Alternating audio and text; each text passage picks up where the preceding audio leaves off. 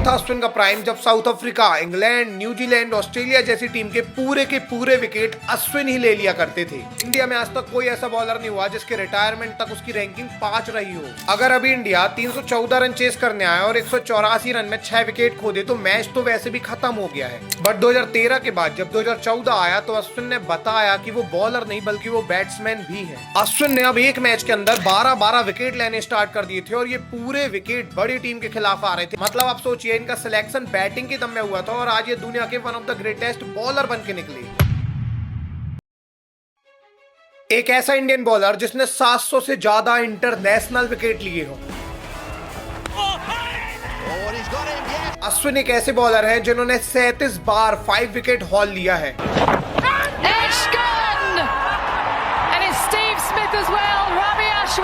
रविचंद्रन अश्विन एक लौते ऐसे बॉलर है जिन्होंने सबसे ज्यादा joint most player of the series के अवार्ड जीते हैं। अश्विन ने बॉलिंग के साथ साथ बैटिंग में भी अपनी जगह बनाई थी, जहां इन्होंने 3500 से ज्यादा टेस्ट रन बनाए विद 6 टेस्ट सेंचुरीज। लेकिन ऐसा क्या हुआ कि दुनिया के one of the finest test player ने आज संन्यास ले लिया। आइए इस डिटेल्ड वीडियो में सब कुछ जानते हैं how Ashwin prime looks like.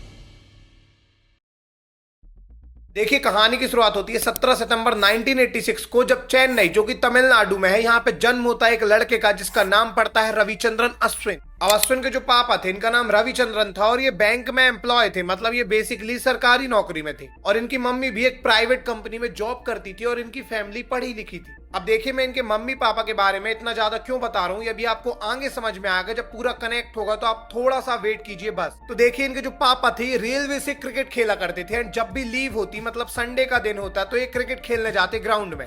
And जहां ये क्रिकेट खेलने जाते थे, अश्विन भी इनके साथ मैच देखने जाया करते थे और बैठे रहते थे।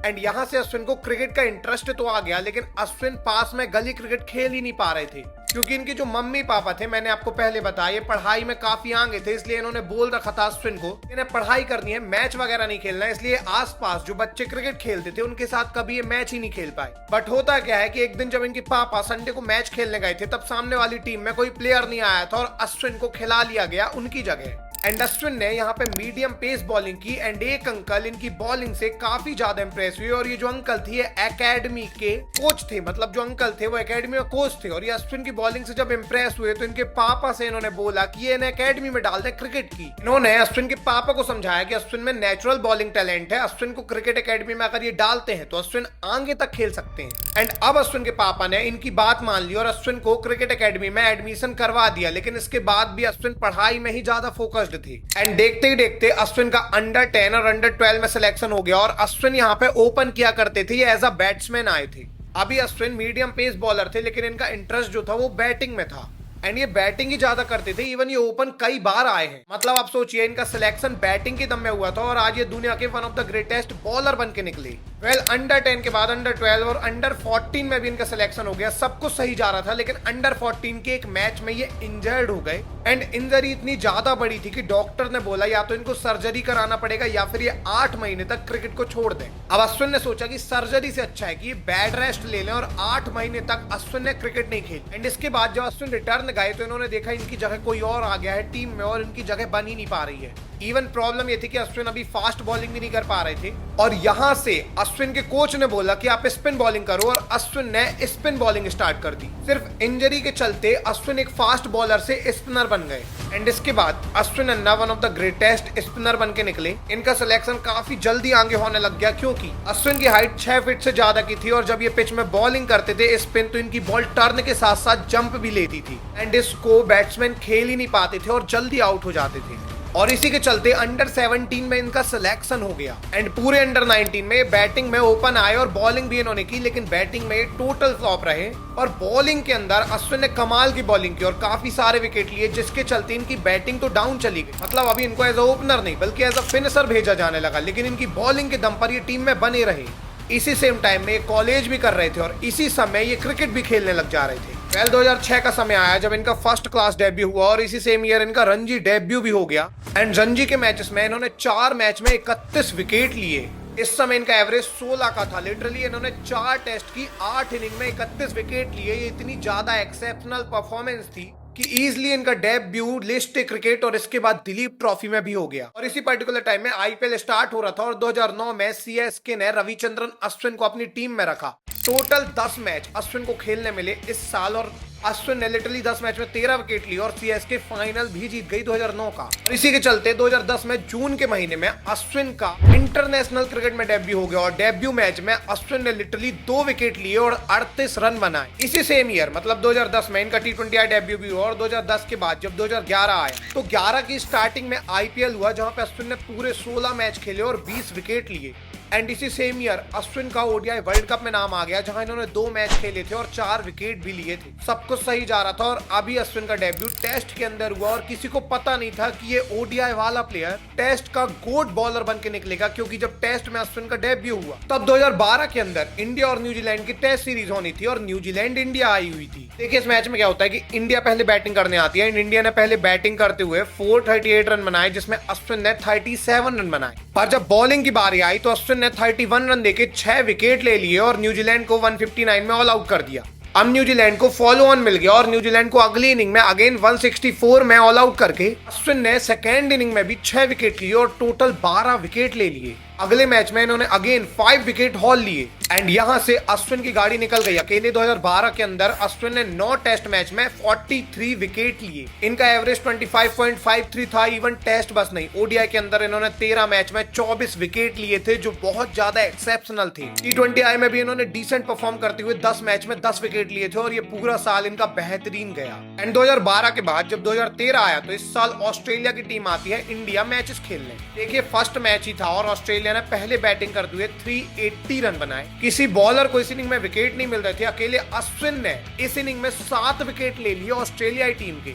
अश्विन ने पहली इनिंग में 42 ओवर डाले, 103 रन देके इन्होंने 7 विकेट लिए एंड सेकेंड इनिंग में 32 ओवर डाले, 95 रन देके अगेन 5 विकेट ले लिए और पूरे मैच में फिर से 12 विकेट ले गए। अश्विन ने अब एक मैच के अंदर 12-12 विकेट लेने स्टार्ट कर दिए थे और ये पूरे विकेट बड़ी टीम के खिलाफ आ रहे थे, जैसे 2012 में न्यूजीलैंड के खिलाफ और 2013 में अभी ऑस्ट्रेलिया के खिलाफ इन्होंने रिपीट किया था अपना पुराना परफॉर्मेंस। 2013 के अंदर 29 टेस्ट विकेट, 30 ओडीआई विकेट और एक बार फिर से बहुत अच्छी परफॉर्मेंस अश्विन ने दिखाई थी। एंड अभी अश्विन को तीनों फॉर्मेट में as a bowler Indian team में फिक्स कर लिया गया था। बट 2013 के बाद जब 2014 आया तो अश्विन ने बताया कि वो बॉलर नहीं बल्कि वो बैट्समैन भी है।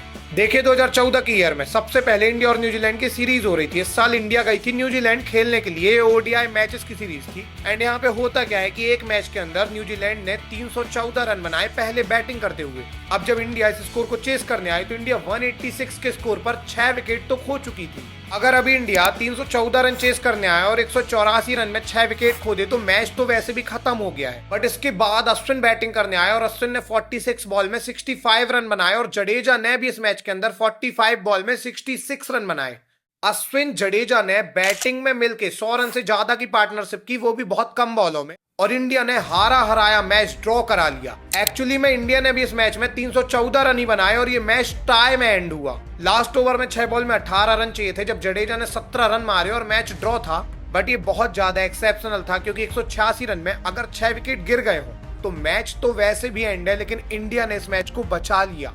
एंड इसी पर्टिकुलर मैच के बाद जडेजा अश्विन की जोड़ी फेमस हो गई थी एज अ बॉलर नहीं बल्कि एज अ ऑलराउंडर, क्योंकि दोनों अभी बैटिंग में भी कमाल की परफॉर्मेंस दे रहे थे। अश्विन को अब एज ऑलराउंडर देखा जाने लगा था और यहां से अश्विन का प्राइम स्टार्ट हुआ। हालांकि इस साल बॉलिंग में इनकी परफॉर्मेंस अच्छी नहीं थी, लेकिन 2014 के बाद आता ही ईयर 2015 और बॉलिंग में इस साल अश्विन ने जो किया इसने पूरे वर्ल्ड क्रिकेट में बता दिया कि अश्विन का प्राइम कैसा है। देखिए 2015 के अंदर रविचंद्रन अश्विन ने 9 टेस्ट मैच के अंदर 62 विकेट लिए और एक मैच में इनका बेस्ट बॉलिंग फिगर निकल के आया जहां पे साउथ अफ्रीका के खिलाफ 66 रन देके इन्होंने 7 विकेट लिए। इवन 2015 वर्ल्ड कप में इनका नाम था और यहाँ पे भी इन्होंने एक मैच के अंदर 4 विकेट लिए थे। अश्विन 2015 के अंदर most wicket taker of the year का अवार्ड जीतते हैं। यहाँ पे टेस्ट में ये सबसे ज्यादा विकेट लिए थे। सोच सकते हैं नंबर 2 में कौन था? स्टुअर्ट ब्रॉड, जो इतने बड़े बॉलर थे, ये अश्विन के पीछे थे क्योंकि अश्विन ने अकेले साल के अंदर 62 विकेट लिए।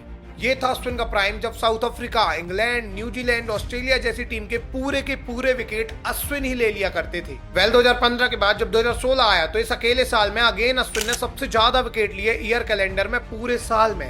2016 के अंदर अश्विन ने 12 टेस्ट मैच खेले और 12 टेस्ट मैच के अंदर इन्होंने 72 विकेट लिए। इवन इसी ईयर न्यूजीलैंड के खिलाफ इन्होंने एक मैच में 13 विकेट लिए, जहां पे इनका बेस्ट बॉलिंग फिगर निकल के आया। पहले इनिंग के अंदर इन्होंने 81 रन देके 6 विकेट लिए और अगली इनिंग के अंदर इन्होंने 59 रन देके 7 विकेट ले लिए।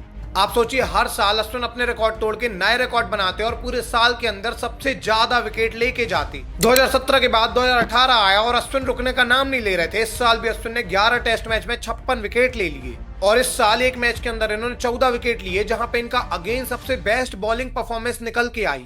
श्रीलंका के खिलाफ एक टेस्ट मैच में अश्विन 8 विकेट ले गए। इंडिया को पहली बार एक ऐसा बॉलर मिला जो अनिल कुंबले जैसे पूरी टीम को ही फिनिश कर देता था।